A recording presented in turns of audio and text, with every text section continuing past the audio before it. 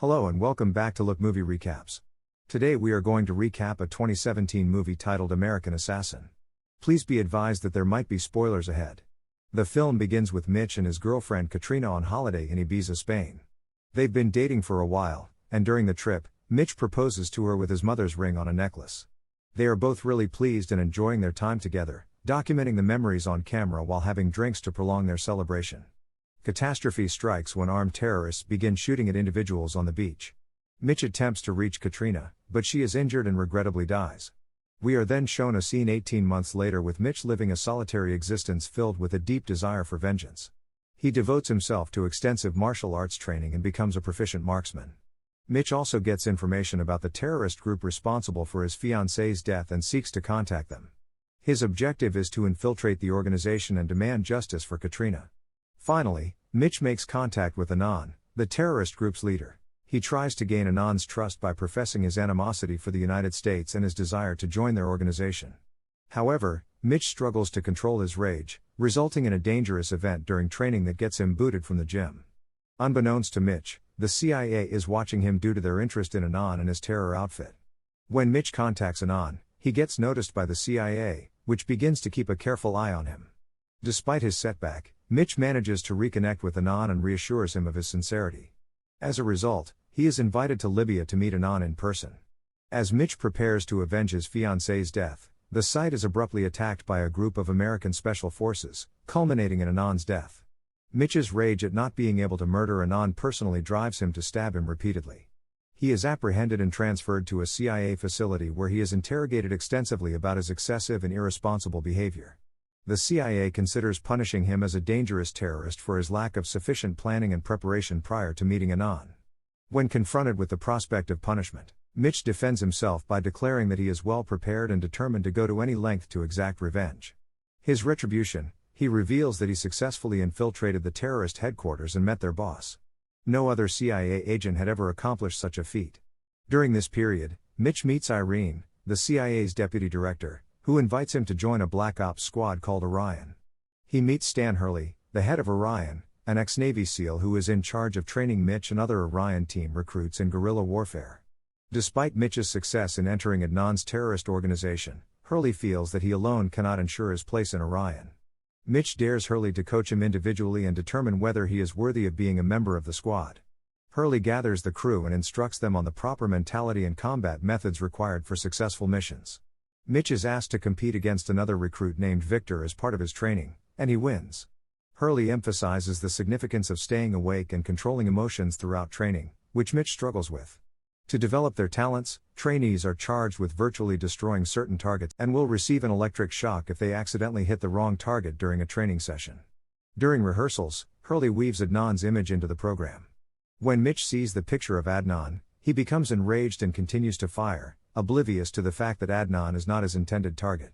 While the other recruits die from the pain of the electric shock, Mitch focuses on firing at Adnan's picture and ignores the pain of the shock. Irene and Hurley witness Mitch's quick response in the watching room, both upset and inspired by his tenacity. In the next scenario, Irene and other top American officials visit the Iranian embassy in London to discuss the theft of 15 kilograms of weapons-grade plutonium material from a decommissioned Russian nuclear plant. The Americans suspect the involvement of Iranian radicals who oppose their government's nuclear pact with the U.S. Iranian Minister Burr, on the other hand, denies that his government was involved in the theft or transfer of nuclear material. A gang of people in Warsaw, Poland, are planning to sell stolen plutonium to a man dubbed Ghost. However, their suspicious-looking van gets the notice of police officials, who come to question them. Ghost responds by shooting both the police officers and the Russians there, grabbing the nuclear material, and fleeing the area. The event is captured on CCTV, and Hurley, who is watching the news, recognizes Ghost as a former Navy SEAL and former member of Orion who was believed to have died in battle years before. Hurley meets with Irene after learning that his old protege is implicated in the theft of nuclear material. She directs him to take her team to Istanbul, Turkey. Their aim is to prevent the purchase of a triggering mechanism for a nuclear weapon, which is going to take place between Ghost and an Iranian arms dealer named Sharif.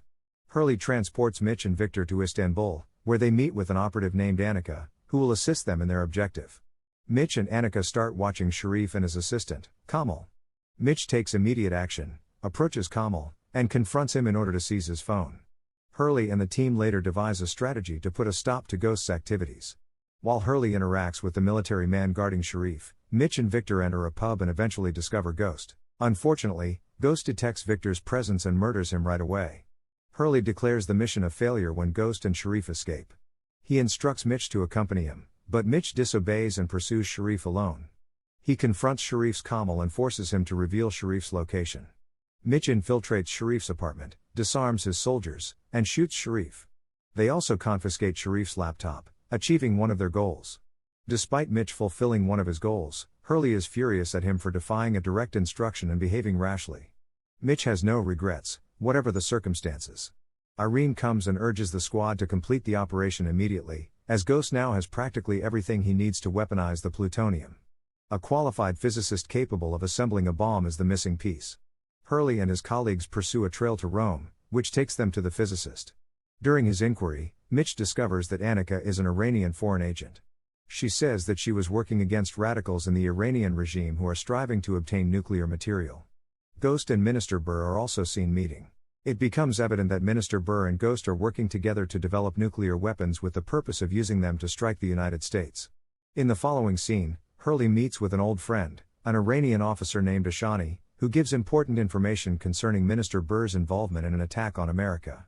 Before Ashani can reveal additional information, he is shot by Ghost, who then grabs Hurley.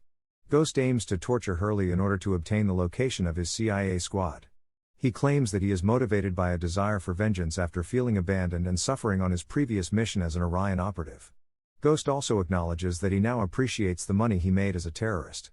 Hurley is furious to find that his former student seems unconcerned about the tragic consequences and loss of life caused by his activities.